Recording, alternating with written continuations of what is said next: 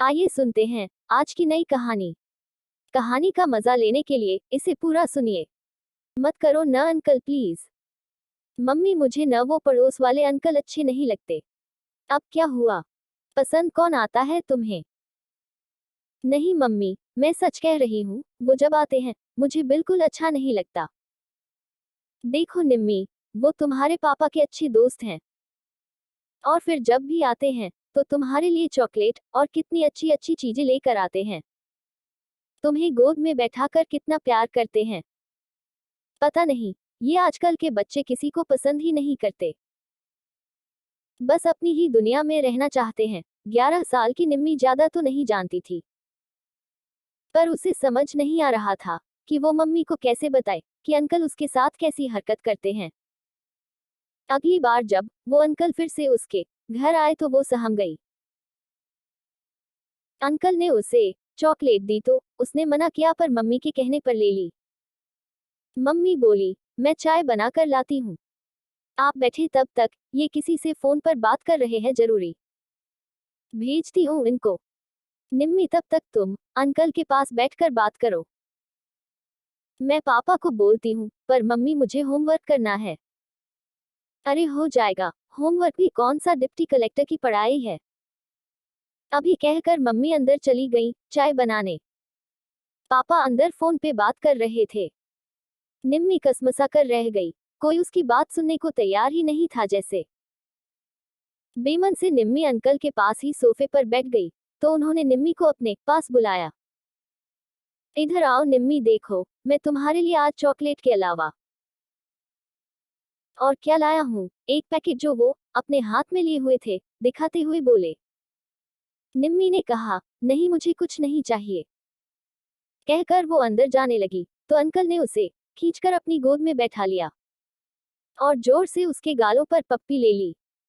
निम्मी बहुत असहज महसूस कर रही थी, वो चिल्ला भी नहीं सकती थी क्योंकि अंकल ने उसे धमकी दे रखी थी कि अगर उसने किसी को बताया तो उसके मम्मी पापा की ही बदनामी होगी। उसका मासूम मन उनकी बातों को भला कहाँ समझ सकता था। वो डर गई थी। तभी एकाएक न जाने क्यों उसके मासूम मन में एक सवाल आया। उसने कहा, अंकल एक बात पूछें? हाँ पूछो। आप अपनी बेटी को बहुत प्यार करते हैं ना? हाँ करता हूँ, उन्होंने कहा। कितना?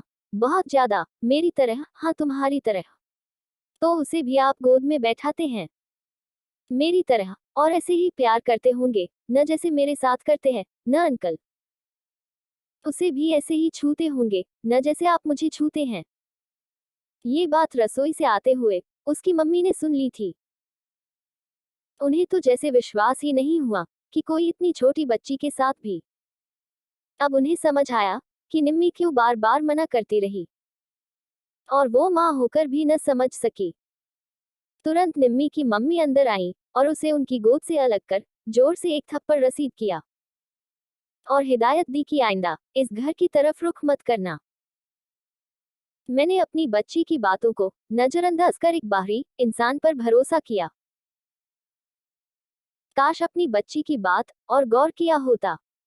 तुम जैसे भेड़िए हर घर में छुपे हुए हैं। तब तक शोर सुनकर निम्मी के पापा भी बाहर आ गए थे। सारा माजरा समझ आते ही पुलिस को फोन करने लगे थे कि उन्होंने पापा के पैर पकड़ लिए, मुझे माफ कर दो, आगे से ऐसी गलती दोबारा नहीं होगी। सिर्फ यहाँ ही नहीं, अगर कहीं भी मुझे सुनाई दिया तो समझ लेना खैर नहीं होगी अगली बार। दोस्ती की आड़ में तुमने मुझे भी धोखे में रखा। अब तक निकल जाओ यहाँ से, फिर कभी अपनी शक्ल मत दिखाना मुझे। उसके बाद वो वहां से ऐसे भागा जैसे दुम दबाकर बिल्ली भागे। ऐसी कितनी ही घटनाएं हमारे आसपास होती हैं और हमें पता ही नहीं चलता। हमें अपने बच्चों को समझना होगा, उनका मासूम बचपन न खो जाए, इसके लिए हमें जागरूक होना होगा और बच्चों को सुरक्षित माहौल देना होगा।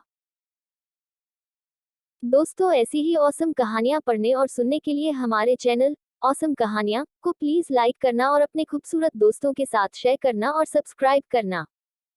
धन्यवाद।